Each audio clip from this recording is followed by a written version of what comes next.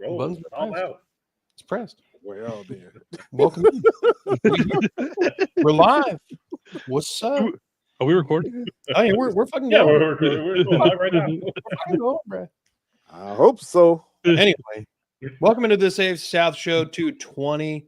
My name is Curtis Brown. I'm the host of the channel. With me, as always, my resident co-hosts, Eric, who is filling in for the usual Isaiah. You can find Isaiah, Eric, and Trevor over on Third and Teal. Make sure you like, subscribe over there. Also, check out Let's Talk the video files. Like, subscribe, notification bell over there. Do the same thing at the bottom right for Unstable. You can go ahead and check them out on X at unstabled_CPN. You can also find Jeffrey here across a litany of podcasts from time to time. So check out Tag Team Talk. Make sure you check out Justin's efforts with Kingmaker Sports. Like, subscribe, notification bell. Do the same thing for Titan's Table for Two and our main man, Andrew. Didn't mean to rhyme that time. I should. It's still happening. But yeah, make sure you like, subscribe, notification bell for Titans. And do the same thing for That Real Texas Team podcast, as well as the Twitter channel. This AFC South show, SHW at the end there on X. Made by one of our. I thought the sign said Titan for the only two fans. No. This is made by one of our young fans, aka my daughter, and it's we love y'all, Dad and Christian. Oh, yeah. Right on. So love you, baby. Oh, All right, show it on the pod. oh, God. so sweet. Oh. All right, gentlemen. Onions. In a This is week, my away sign when it's not my turn to talk. He's crying behind the sign. in a week, we were all underdogs. Only one of us got the win, that being the Colts. Titans. Oh, So if you're No. new here, the winner always waits, and the biggest loser goes first when we do recap. Yeah. And before we get into all of that, let's ask the Uh-huh. main questions here. Is anybody banged up after the game? Anybody missing anybody major? Andrew? we are Jeff Simmons came out of the game really early.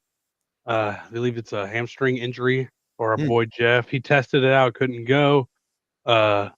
Snead left with a quad about halfway through the game, a little bit after half, and they've already announced that it's going to be a while before he comes back. I wouldn't be surprised if Snead has played his last game in the Titans uniform. The other like little bumps and bruises, but those are the two biggest ones for sure. And then we don't have a head coach, so also injured there. Jeff, And the pride. any injuries for the Colts, Jeffrey? It was nice. Kenny Moore came back, but I think he's still dealing with it. Like, you could tell he was trying to still stretch when he was on the field. So it has him listed as an Achilles still. He didn't participate today. But I mean, other than that, they came out of this game relatively healthy. Josh Downs, it looks like he's coming back from his concussion. Jalen Jones was activated, so his window is open for the 21 days. So as soon as he comes back, that'll be much welcome. But as far as injuries go, it's nothing really changed from last week. So they came out of this pretty healthy. Okay. Eric, any Jaguars? Well, not necessarily. No. It's just same old thing. People we went into the game injured. Devin Lloyd, Murray with his neck issues, but he still played in the game for a little bit. Just regular crew that's been on the injury reports, leading up to the game. Nothing major. Heard. Nico Collins is dealing with a concussion. He did not participate, and neither did Christian Kirk. So the Texans are looking down the barrel of Week 8 without the top two receivers. And then Dalton Schultz was a limited participant today in practice.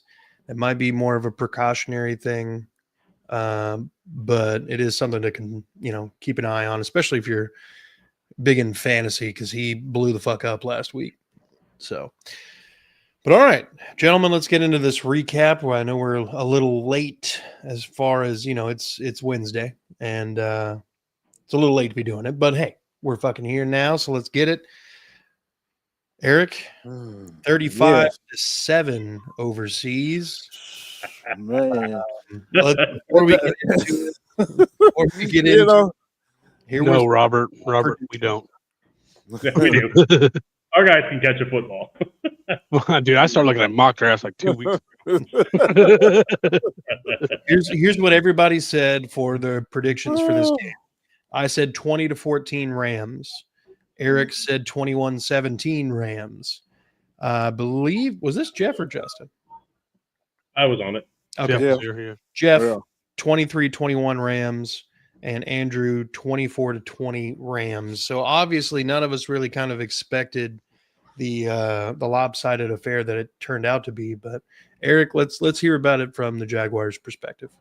The Jaguars' perspective is the chickens came home to roost Sunday. That's just honestly. The defense didn't get any turnovers. The offense couldn't move the ball, and the offensive line sucked. Everything we talked about on the preview show actually happened in this game. Matthew Stafford went to work. You hear me?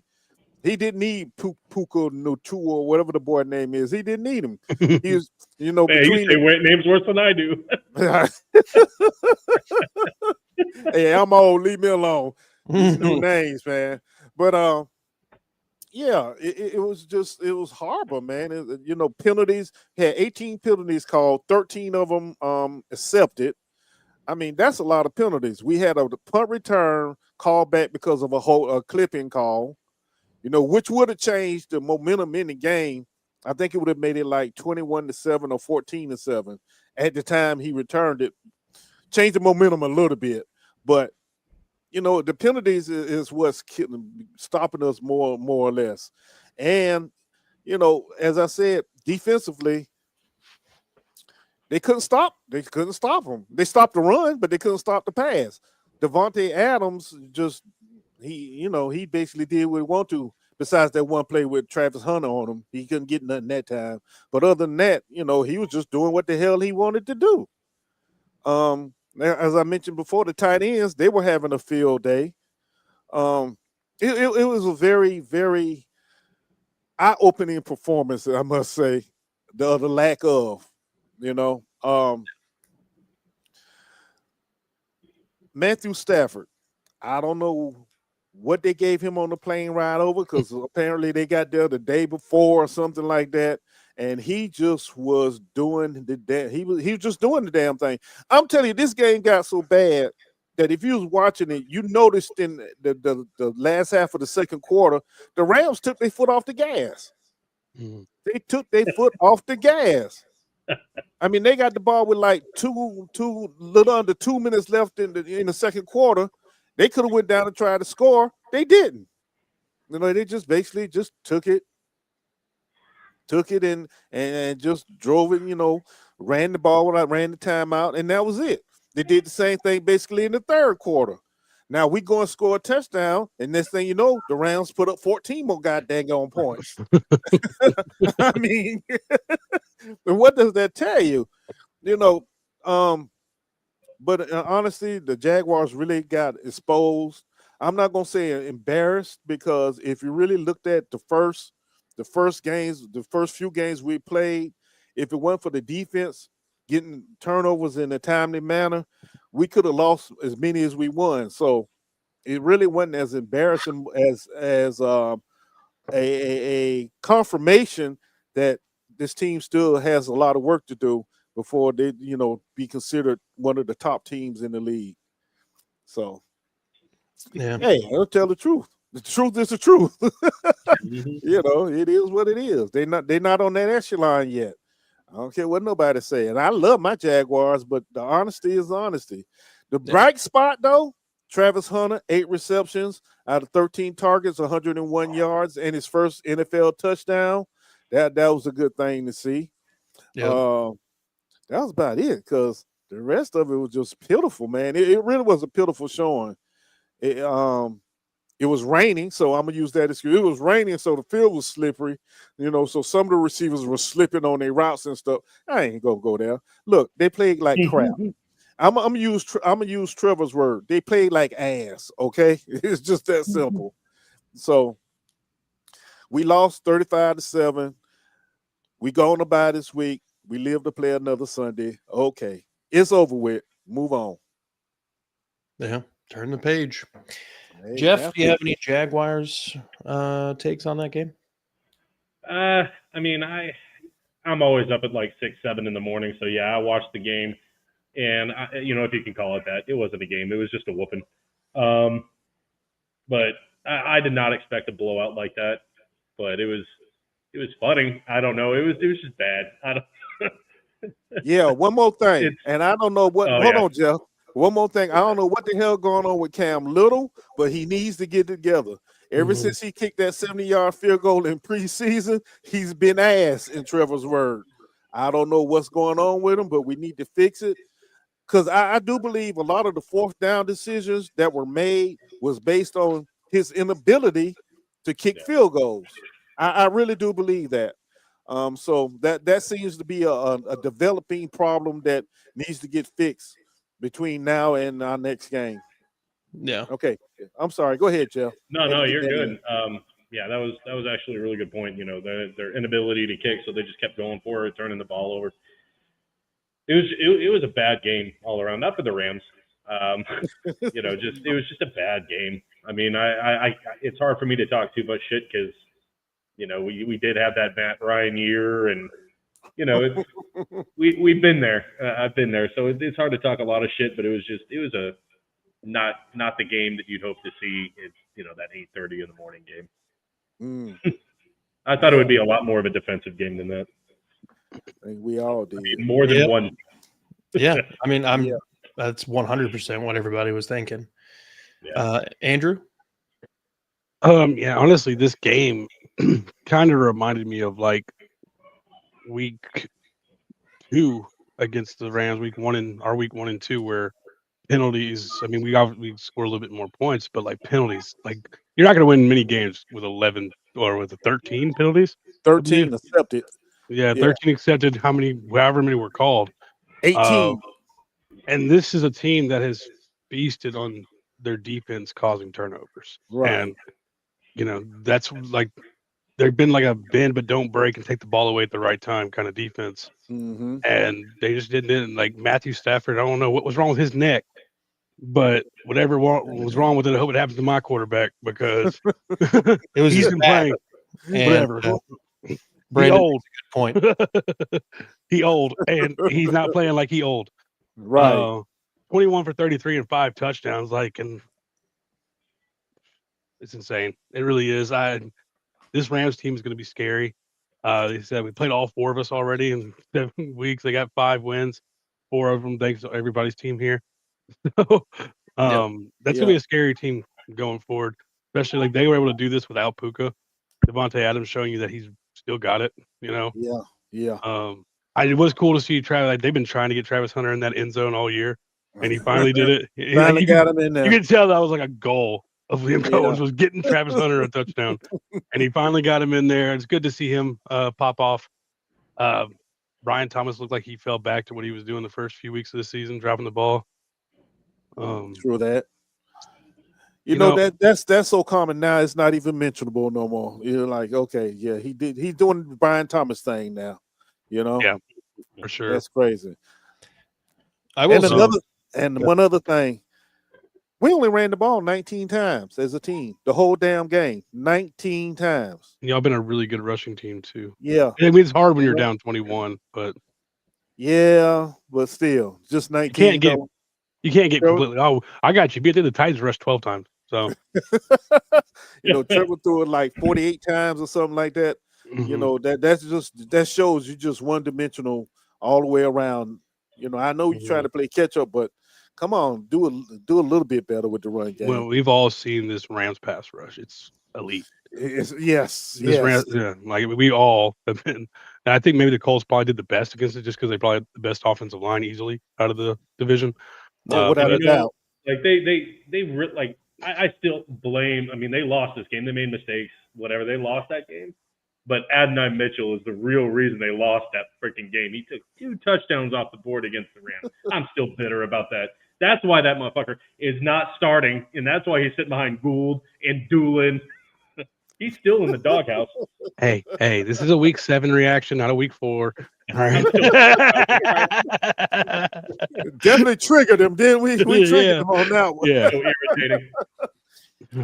Hey, all I'm going to say is we had the lowest margin of defeat against the Rams. All right, even with your touchdowns taken away. Not the point. They would have won with the touchdowns. What are you talking about? I would have, should have, could have. Man. We played them really close until the 4th quarter. Well, we played them close at the beginning. Now, Yeah, how about yeah. that? It was 0-0 for the There game you go. started. There you go. Exactly. Heck yeah. Yeah, but it was an eye opener. As I say, the chickens came home to roost. Sunday. So, hey, we got the bye week this week. Hopefully, we get some things straightened out. Starting with the offensive line. So that's it. Yeah. Right now, fading in and out of this over here. I don't know if you guys are seeing that, but my feed keeps cutting off. Can you hear me? Yeah. Okay. Now we You're can. fine. You wait Okay. for a second. Interesting. Anyway, I did enjoy that the moment Brian Thomas went out the game, Trevor Lawrence was like, "Oh, I forgot Travis Hunter's on this team," and just targeted the hell out of that man. I would have liked it earlier in the season because that's, I drafted him and stuff. But I think for that, I think he's developing his routes as the season's gone on because they were feeding him early in the season, but it was very much like screenplays, really short. Right. And now they're letting him, giving him the ability to go downfield and make plays on the ball. It was more like they was using more as a gimmick than the actual, Yeah, a little gadget kind of guy. route. Yeah. I but think he's developing. Yeah, that Rams front four ate the Jaguars offense alive. Was that back-to-back weeks of 7 Back-to-back. sacks? 7 sacks. Yes, back-to-back weeks. Damn. Back-to-back. But we called it in the preview show. We said that line wasn't nothing to play with. So, hey, it is what it is. It happens. Yeah. All right. Well, let's talk about a revenge game then, folks.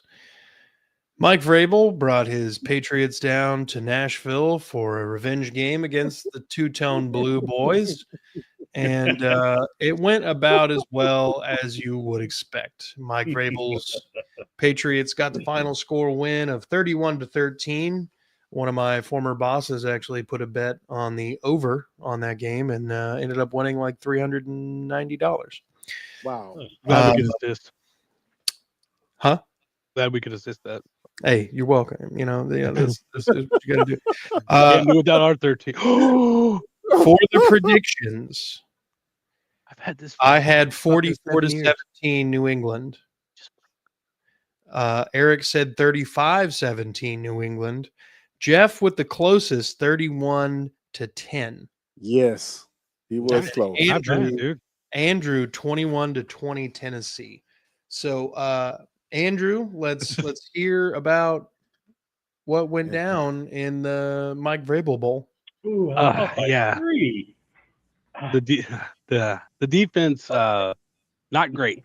And then Simmons, I think first quarter exit, not being able to come back. Definitely doesn't help when the best player in your team doesn't play on an already questionable defense.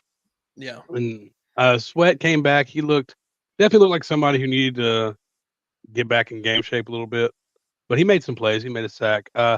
Speaking of quarterbacks that have been playing out of their mind, Drake May is playing at an MVP level right now. So shout out to Drake May, I guess. Stevenson had his best day on the ground. We were 12 times. I was right, Eric. 12 times for 39 yards. That's ugly. Ugly. And and it was closer going into the offense looked better in the first I'm in the group chat with a couple other Titans. They're like, oh wow, this offense already looks better. Chim DK had a kind of a coming out game. They finally got him involved in the offense, and I think that's probably why Tyler Lockett asked for his release. You could see the writing on the wall that Jim was about to get a lot more snaps. The snaps are about to go way down. He's old. Go play for a championship. I respect it.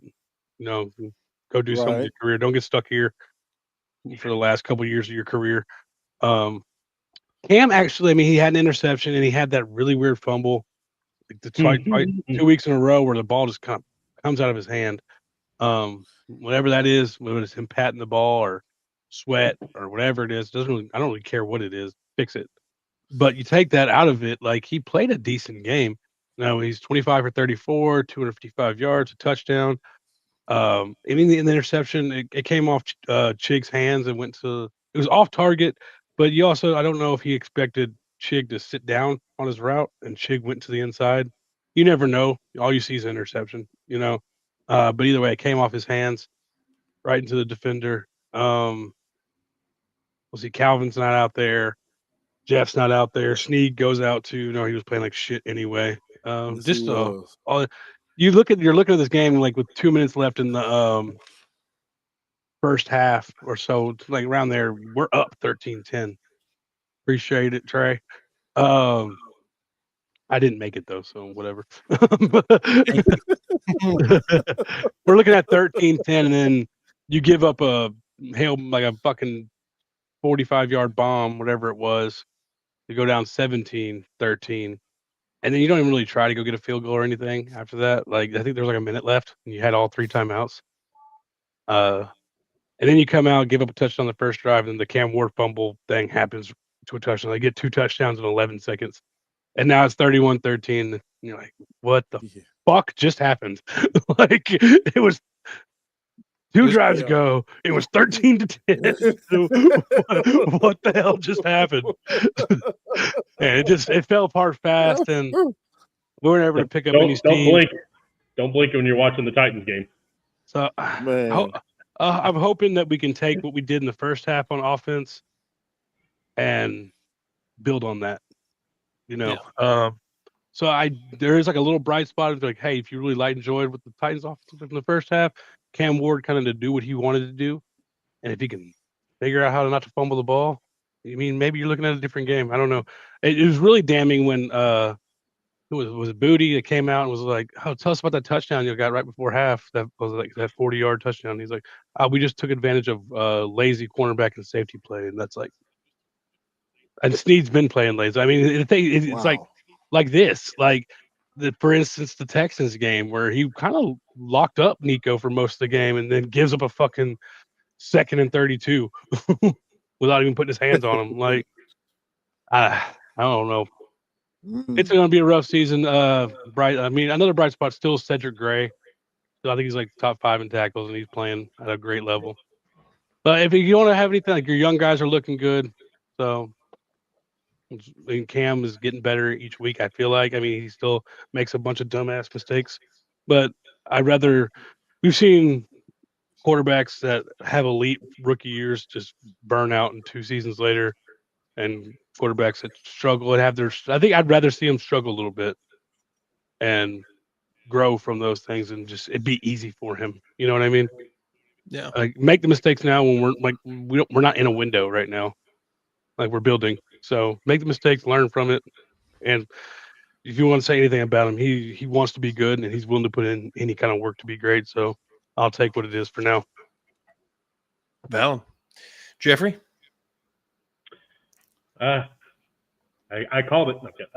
No, it was like you said. It was actually a really close game there in the first half, and I was actually surprised. And then like you said, wheels kind of came off.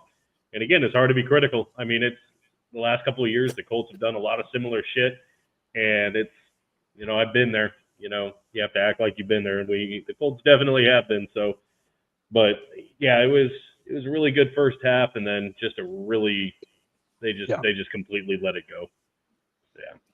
Yeah. That's all. I was just watching on Red Zone. Don't blame you. Eric? It's like, another touchdown. Hey, I'm gonna lie. This was the first weekend Wait a minute. Okay, this is the first weekend. I thought I heard it coming through my big speakers.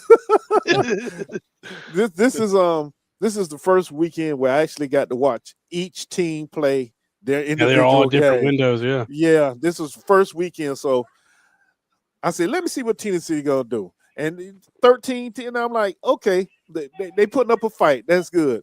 But somewhere in there, the fight went left real fast.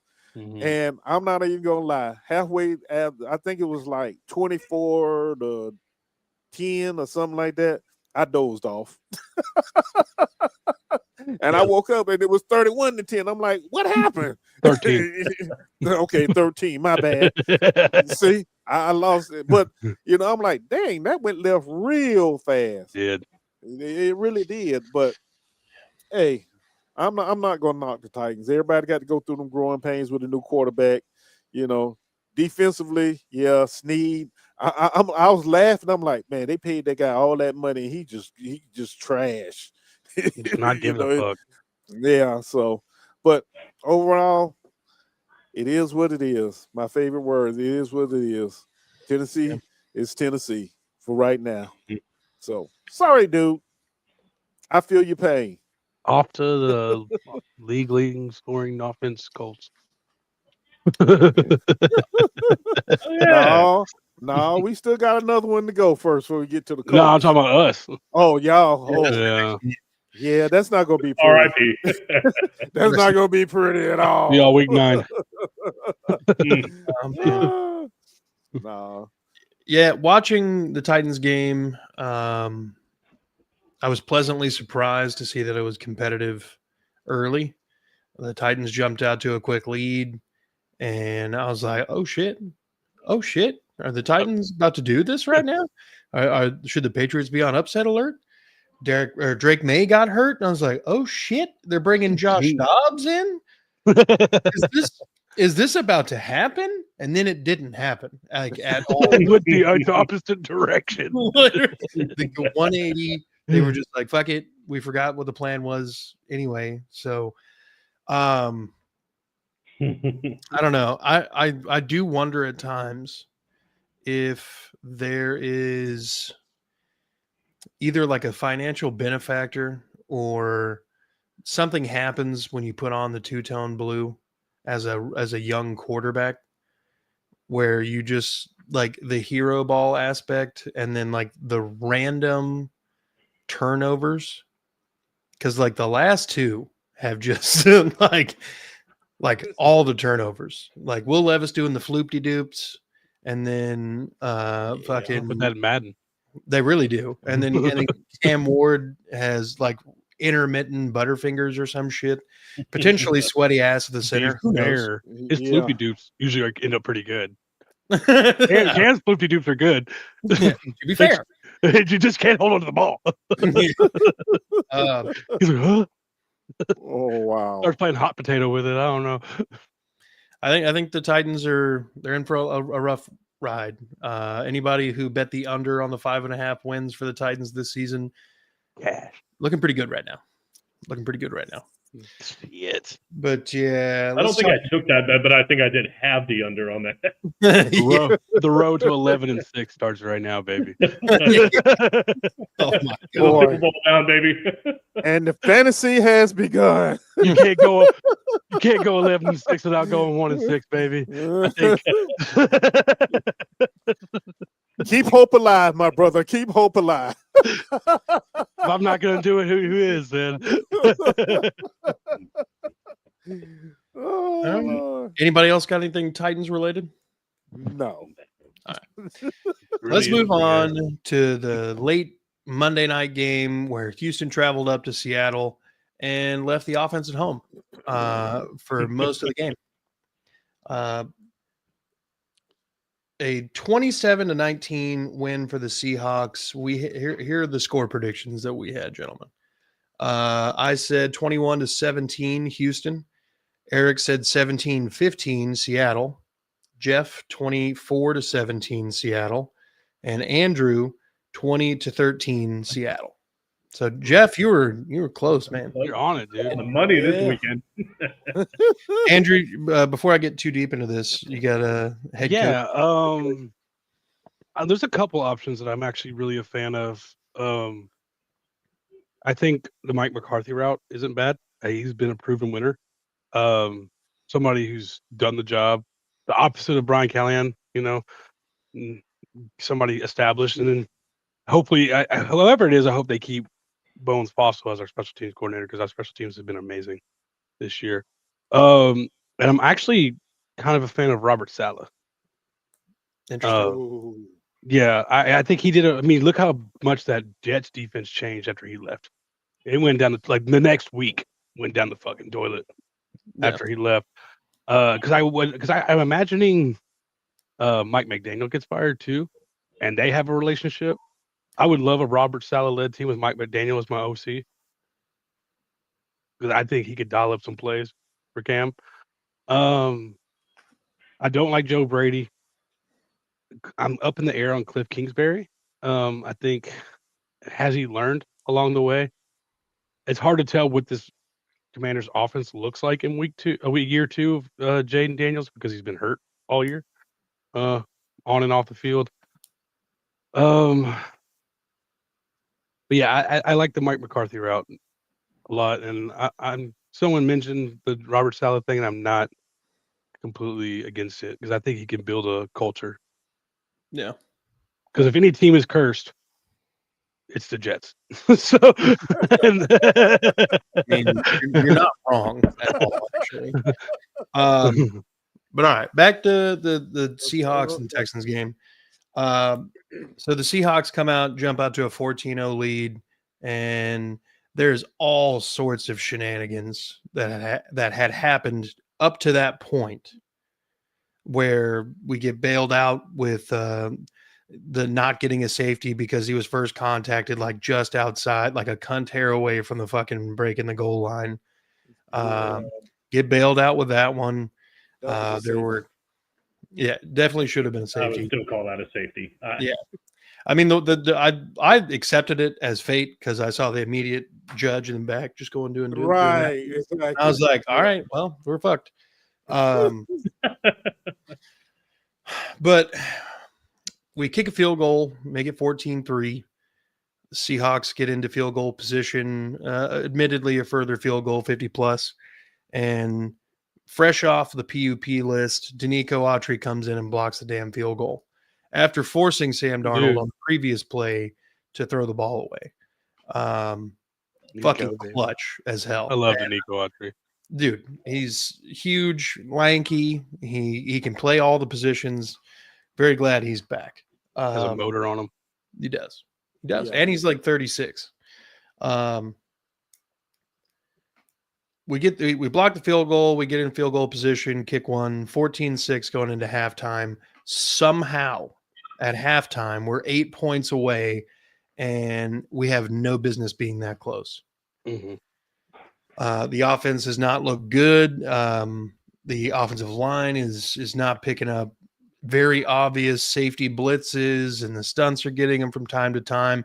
While in the first half, if I'm not mistaken, CJ had like 48% pressure rate. Mm-hmm. So just astronomical failure on all ends. Some of that is him not feeling the pocket appropriately. Some of that is the line failing. Some of that is the running back failing. But there were moments of CJ Stroud stepping up, finding a guy, and he would fucking drop it. And it was a lot, and it was annoying as fuck.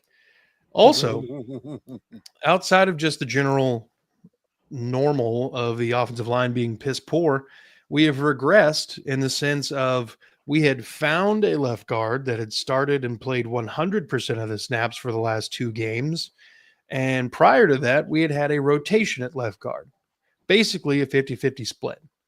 For whatever fucking reason, D'Amico Ryans, Nick Caley were like, Laken Tomlinson, get your old ass out there. You're going to be playing against your former team tonight.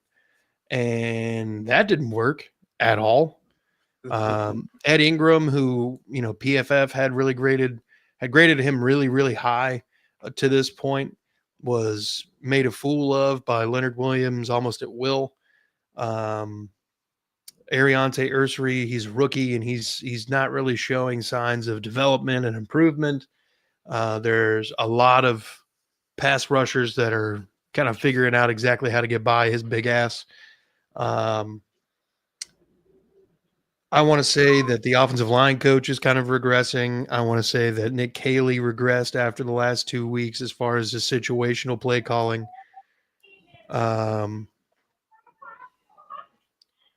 Fantastic at left guard. He was right guard. Yeah.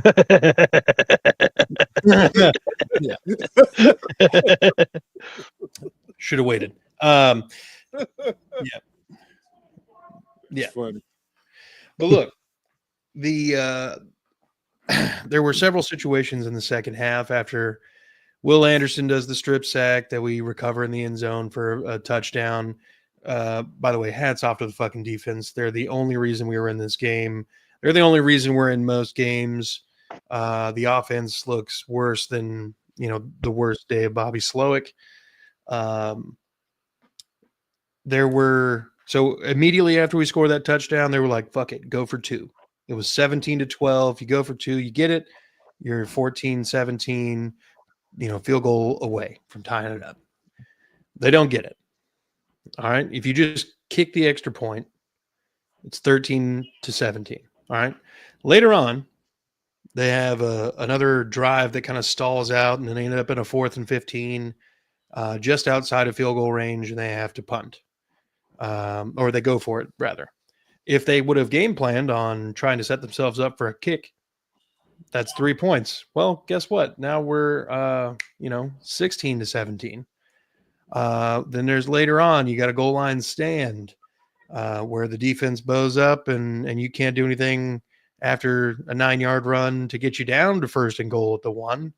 You throw the ball 2 straight times and then throw the ball a 3rd time and nothing fucking happens.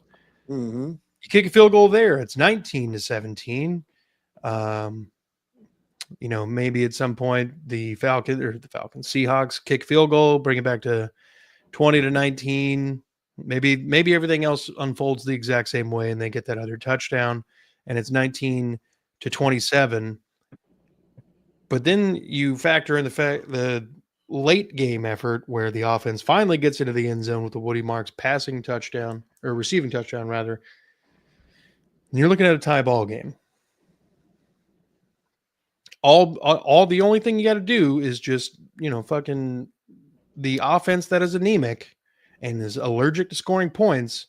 If you just take the points that are given, you're in this game a little bit better than you think you are. It's a lot of overthinking. There was really, really bad 3rd and 4th down play calls on a 3rd and 1 and then a 4th and 1 right after it. This was just a complete and total failure from D'Amico down, with the exception of the defense. And the defense, we were the first team in, I think, since 2000 to have 4 turnovers caused in a game and lose. Yeah. It is annoying at this point. I'm over it. I don't understand why the Buccaneers can dig up Tom Moore's dead ass to be the fucking offensive assistant, but we can't bring somebody in to help Nick Caley fucking figure out how to play, like how to call plays. We got nothing. We can't call anybody. Like, what's Gary Kubiak's old ass doing? I know his sons are scattered amongst the NFL, but like, where the hell is that old man at? We got to figure out something. If that means we fire Nick Caley and we let somebody else call the offense, fine, fuck it, let's go. He was not my first choice anyway, but it's not like I get to call the shots anyway. So, all right, gentlemen, who wants to dive into that one? I'll dive in on it. Yeah, I feel like this offensive line and CJ Stroud is wasting an elite defense. Yeah. Causing 4 turnovers. man, you held them to 2 and 14 on third down or something along those lines. Yeah. I mean, they had 100 yards rushing, but it took 33 carries to get there. Yeah. So it wasn't like they had a good yards per attempt or anything. A lot of penalties on both sides this game. That Yeah. yellow flag was out constantly. All the time. Yeah. So, I mean, it was just a really good defensive game, honestly, and a better offense won.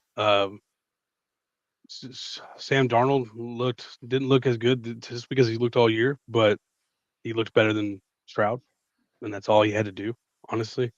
JSN might be the best receiver in football right now. He's definitely in the conversation the way he's been playing this year. He's tearing everybody up. I'm not sure if anybody can guard that guy right now. Yeah. But yeah, this offense is pathetic at best, really, and that's coming from a team that's scoring the least amount of points in the league. Yeah, I don't really. It's this defense that they've built. This great, amazing defense they built is just At some point, the ownership has to realize that Nick Caserio can't fucking hire any more Patriot knockoffs. Mhm. And then D'Amico Ryans has no ability to evaluate offensive players. And neither does Nick Caserio, who can't fucking evaluate an offensive lineman to save his fucking life. I wish it was a different problem. You know what I mean? Like since 2002, this has been a problem. Mhm. You know, like the Texans have never just been like, oh, that offensive line, you know, fuck, you can't do nothing against that one. There was like 2 years from like 2010, 2011, and then after that, that was like the peak of our offensive line. It's just been a constant stream of how do we get back to that? Right. Nick Haley's hapless, and I fucking hate this man. Jeff. I mean, there's not a whole lot to say other than, you know, I didn't stay up for this game. Honestly, it was, you know, I had to be up at 5 o'clock in the morning. So I score watched for like a quarter, and I saw 14-0, and Yeah. no reason for me to stay up for this one. But so I don't have a whole lot of perspective to add to it. But like y'all said, you know, the Texans defense is really good. They create turnovers. They keep them in the football game. The offense just cannot do anything. Their offensive line isn't great. Their running backs, I mean, aside from when they played like the Colts last year, like it's just they can't run the ball. They can't pass it. They can't do anything offensively. Like you said, they've got to figure something out. Like something's got to give. What's crazy to me is it kind of seemed like the offense seemed to figure itself out when Nico Collins went out of the game. I don't know if anybody else noticed that or was still watching at that point, but Nico Collins leaves the game in like the fourth quarter. And I was like, and then he just started looking around the field instead of just at Nico. And I was like, well, son of a bitch. Maybe that's seeing Jalen Noel get some targets was cool. Exactly. I mean, he exploded. Like, did. We can't get him to fucking catch him, like, to do shit. They won't let him do anything. They're like, let's put Braxton Berrios out there. Right. You know, the funny thing about that is the announcers kept saying, why don't they throw it to Noel? Why don't they throw it to Noel? You know, let him get out there and let him go. You know, yeah. So I feel you on that. I really do. Yeah, and we had a similar moment that Trevor Lawrence had on Monday night a couple weeks ago. Yeah, CJ so he Stroud didn't gets get up on by the center, and he just fucking laid there like Peyton Manning. You know, and while you're watching, you're like, is he gonna try and get up? Is he gonna get up? Is he gonna get up? And he just laid there. He's like, oh man. Yeah. I bet that he fell and was like, I'm gonna get sacked anyway. Like, what are we doing? That's I'm not getting up just to get hit. The way he laid there, yeah, you can say that's what he felt. Yeah. That's exactly what he felt. There was one Seahawk defender that was about to come in there and just like kind of lay on him a little bit. And then I think it was Chubb just fucking decleated that guy. And I was just like, how's that not a flag? Oh, fuck. All right. Anybody else got any Texans Seahawks? Negative. All right. Well, let's talk about the only winner in the AFC South this weekend. That would be the Indianapolis Colts at the Chargers. 38-24, the final score. And here were our predictions. I said 38-35 Los Angeles. Eric said 35-34 Los Angeles. Jeff 34-30 Indianapolis. Andrew 37-33 Los Angeles. So Jeffrey, take it away. Let's talk about the Pony Boys. I mean, there are a lot of reasons why this offense is doing as well as it's doing. But I think you actually kind of touched on it when you were talking about the Texans, Curtis, and that's how the offense looked better after Nico. And I'm not saying that Nico isn't a great weapon.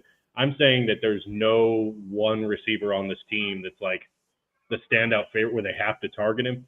They just have a lot of good twos, and it's working. Like, they all have different skill sets, and it all works for what they need to do in any given situation.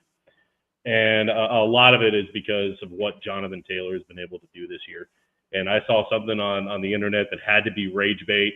It was saying, the three best running backs, Bijan, I think it said Jahmyr Gibbs and CMC. And I'm like, how the fuck are you not going to say Jonathan Taylor when this dude has 11 touchdowns? He's right now, if the season ended today, he'd be the Triple Crown winner.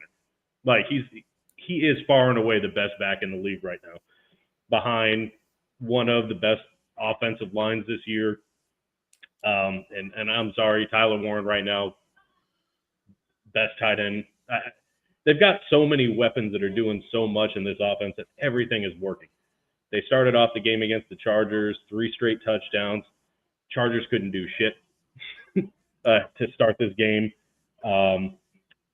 Big Grove, he had a tip pass. He tipped the ball, had a pick.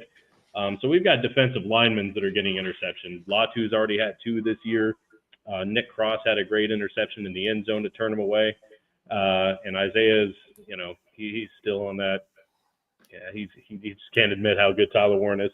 But no, I mean, Daniel Jones is, and going into the season, I was not high on this team. You can look back at the Unstable podcast before the season started.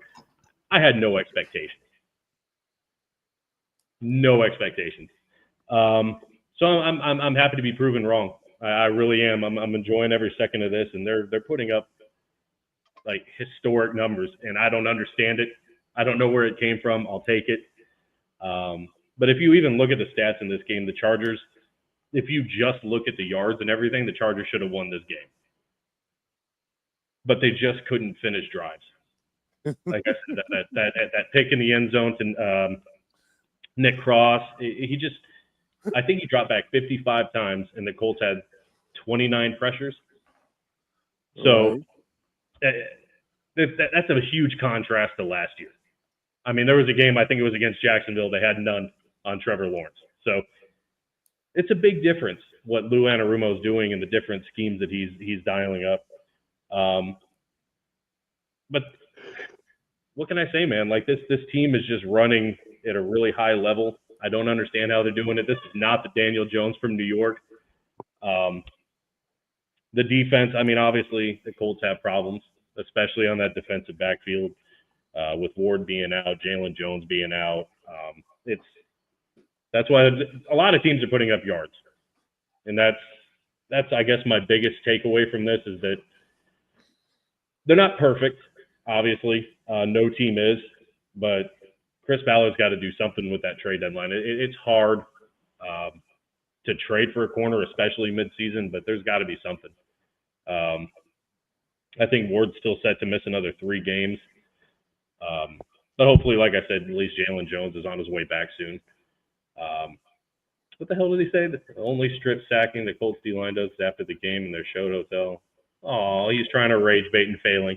You can't take away the tie, baby. They're the best team in the NFL. Argue with your mama. Argue it. You can't. Nah, man.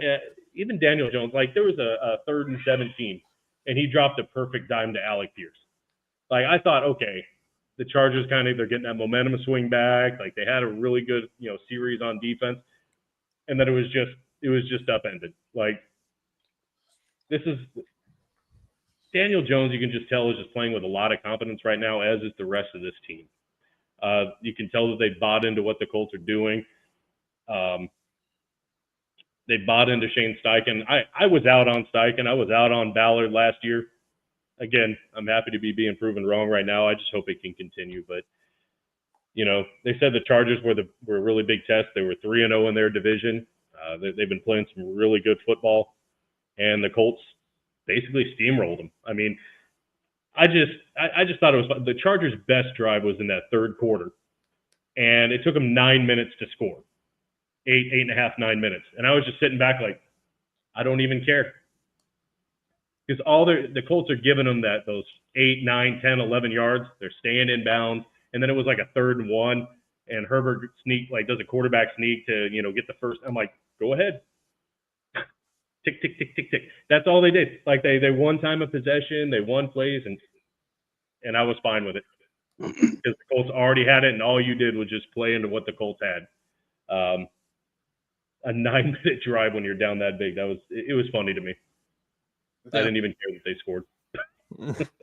But yeah, it was a great game. The Colts played really well. They did everything they needed to. They played keep away in the first half and just ran up the score. The banana boat is an abomination. Yeah, those outfits were terrible. they were. That's probably why Daniel Jones didn't throw any interceptions. How the fuck could you with those outfits? Yeah, those a banana. Those are some bright uniforms. They were. Yeah. But yeah, that's about all I got, man. Jonathan Taylor, another 3 touchdowns. Tyler Warren with another touchdown. Michael Pittman starting to score in the red zone. So this is all stuff that were all problems going into the season that are just it's seemingly have corrected. Yeah. Eric? Look, this is my first time really watching the Colts play. And honestly, I came away very impressed. I was impressed, especially by the offense. Jonathan Taylor looks like the old threat that Jonathan Taylor used to be, when he first came into the league, where you just hate to see him get the ball because he can take it at any time. So, yeah, he really good. And of course, my favorite Colt of all time, that is a Jaguar killer, Alex Pierce, is still doing Alex Pierce stuff. I don't know how that cat gets open downfield so often, but he seems like in the game there's 1 or 2 times where he's running by himself, and he doesn't miss many of them balls either at all. So, yeah, I was very impressed. The defensively, yeah. It's okay. It's all right. The front 4, they handled their business from what I watched. Now, I don't know about you. They did handle their business. So they put pressure on my boy, so Herbert. So it was an impressive showing. And Tyler Warren is okay. I'll give you that. He's okay. In the NFL. Yeah, I give him that. He's okay. He's okay. I watched it. I'm like, oh, okay. I see what he's talking about now. He got a little something to him. In a couple of years, I can see maybe an all-pro written all over him if he stays healthy. But I'm not gonna say that too often. But I'll take it. But yeah, overall though, I came away impressed with the Colts. So it was a good showing. I just wanted to kind of chirp on what you just said. I said at the beginning of the year, and I knew it wasn't going to happen, but the Micah Parsons thing makes so much more. I was talking about it. I speculated. I did like half of an episode of Unstable with it, knowing that it wasn't going to happen. But I'm like, right now, a trade like that makes way more sense. Like if they could have just had Latu, Buckner, Grover, because Buckner did his damn thing in that game. Yes, he did. And he's still a monster. He's old, man. He's getting up there, but he's still good. He's so good, dude.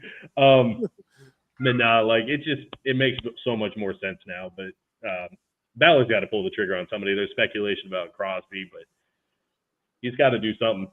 Like it's clear the Colts are trying to make a run, and come on, Ballard. Well, the Raiders informed Crosby that they're not going to trade him. Probably. So they I don't should, know. But yeah. Honestly, if the San Francisco game goes as bad as I think it could go for the Texans, Danielle Hunter might be something. that we'd probably move on from. You trade him to a division. No, I don't know. It would probably be for a pick, bro. Hey, we got plenty of those. Anyway, Andrew, Colts. Yeah, dude, the Colts are really playing amazing complementary football. The offense isn't turning the ball over; they're scoring a lot of points. The defense is giving up yards, but they're not giving up points. And that's not just in this game; that's in general. Like they average, I think it's like 20 points a game against them. And when they've had one game where they didn't score 29 or more points. One. So this offense is playing outstanding. They said they don't get the ball up. Their special teams has played really good. They've only punted like 12 times, but when they have punted, it's been elite punting. Yeah, Roberto's good. Gould, I think he's averaging close to 30 yards of return on the kickoff. I don't think the punts have been as great, but still, like close to 30. Like they're doing it in all phases and helping each other out. Like when they say complementary football, the Colts are doing it to a T right now. And Daniel Jones is doing everything you ask him for. Make the right reads, don't turn the ball over, play within the system, and ride Jonathan Jones. I mean, at this rate, Jonathan Jones could break the fucking touchdown record for a running back if he keeps going at this rate, which is like 28, which is wild, but he already has like, what, 10, 11, 12? 11. Did I say Taylor? What did I say? Did I say Well, Taylor? Jonathan Jones. Yeah, I said Taylor, right? I know what you meant. You said Jonathan Jones. Oh, I meant Taylor. Yeah, sorry. Taylor, yeah. It's late, dude. I've been up for like 20 hours. But yeah, I mean, the Colts are playing like every team in the NFL wishes they could play like right now on all three phases. Like they need help on defense, but they're, like I said, you can give up 1,000 yards a game, but if you give up 20 points, you should be sitting pretty fine. So, and to Buckner, what did he have, like 10 pressures this game? It's crazy. 2 sacks. He was all over the place. Insane. Yeah. So, no, shout out to him. Yeah, let him. But yeah, kind of like to piggyback on what you're saying, like just how good this offense has been. And I am not saying that Peyton Manning and those teams were not good.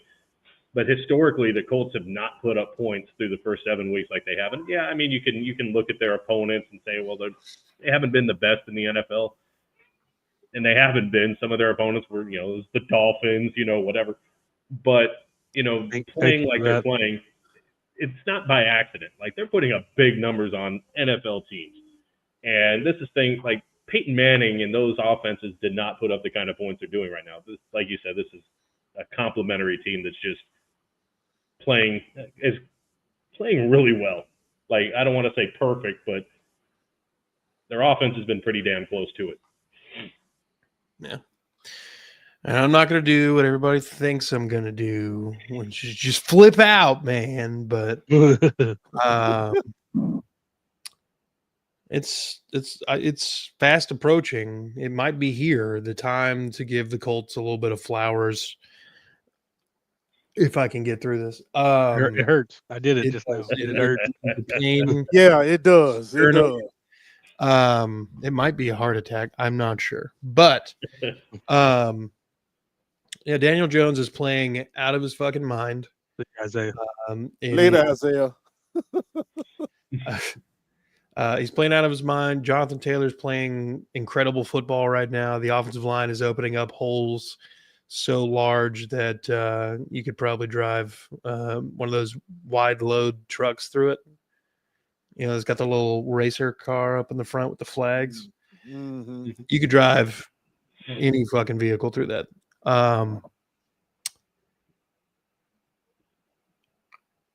This was what we all had said was the first test. It was an offense that was capable. They got weapons. Your defense is depleted. Blah blah blah. And they went out there and checked all the damn boxes that the Colts possibly could have checked, and made Justin Herbert, who is, some people want to make Justin Herbert, an elite quarterback or a face of the league or whatever. It ain't him. All right. Anyway, he's good. Hold on to the Colts. He's really good. So cute though. Hold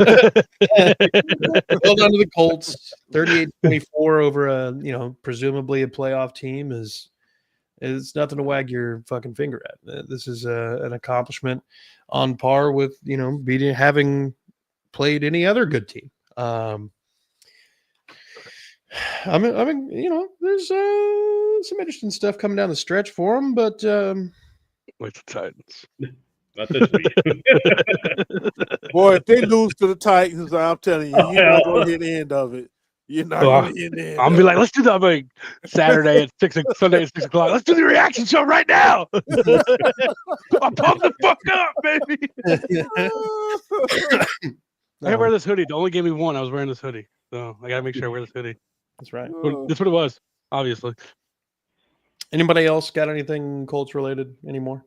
You know what I often say, when you hear things like, well, they didn't play anybody, or look at their schedule. Look, the other guys get paid just like everybody else. They're not going out there just to lay down on the field and just get run over. You know what I mean? So if the Colts are winning, they're beating teams that's on their schedule. They're not hand picking them. Their teams were picked for them. It's the NFL, baby. That's what these guys get paid to do. Yeah. I mean, 6-1, number 1 seed in the FC right now. You got to give it to them. They're doing the damn thing. That's right. What is the favorite Buffalo doing? They done floundered. They struggling like hell. The only team that's really impressive out there right now in the FC is the dang on Colts. So, whether you like them or not, you got to give them the flowers. That's enough, Eric. I know. I was gonna stop right there. Look, I heard myself. I was like, okay, yeah, I'm gonna stop right there. That's getting a little bit. And that's enough. Yeah. Don't want to make his cowboy hat not fit anymore. But the Patriots have looked really good too. Well, yeah. Wish we had their coach. Yeah. Man. If only what could have been. Why don't you see if you can get him? Once you see if you can get him, huh? Yeah, I am a firm believer that he was going to go to New England regardless. Yeah. Oh, absolutely. He was never going to stay here. After he put him in the Ring of Honor, I was like, oh yeah, he was gone regardless. Yeah. We just made it easier on him. Yeah. Gentlemen, I think this is good. Easy. Go ahead and wrap her up. Do we have any more closing comments? Negative. Never the Titans. Duval, baby. I was this close to saying fuck the Colts, and I didn't. And then Jeff's gonna come through with that. Look, it ain't even worth your breath to say fuck the Titans anymore because they are. Yeah, dude. You got bigger fish to fry, dude. Fuck off. Yeah, I mean, why even waste your breath saying it? All right.